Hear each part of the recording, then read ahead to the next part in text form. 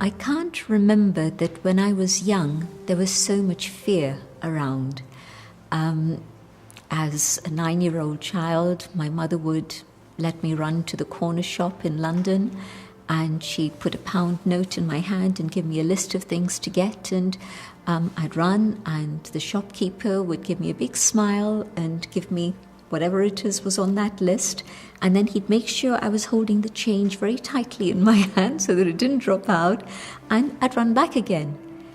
I cannot imagine a mother being able to say to a 9-year-old girl anymore, or a boy, doesn't matter, run down to the corner shop and get this for me.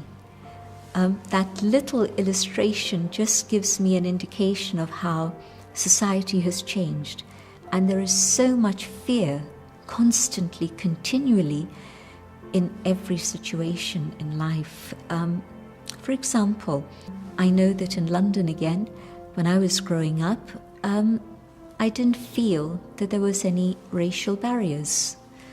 And then there came a moment when there was a massive influx of people of color from Africa.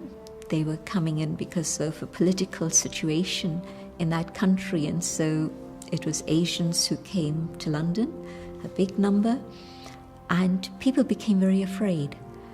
They were afraid of the immigrants, and the immigrants were afraid of them, and it was a general situation that came up.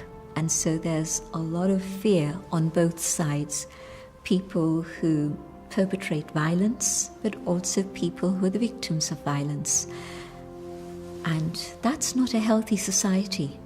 If your actions are going to be fear-based, what happened to love?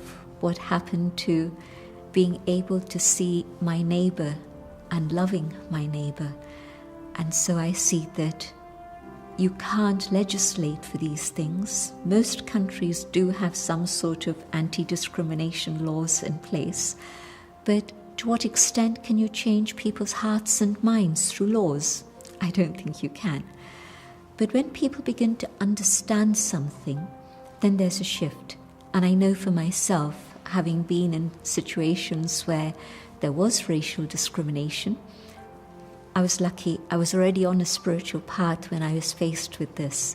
And so once I had to face this, I had to ask myself the question, what's going on inside of me?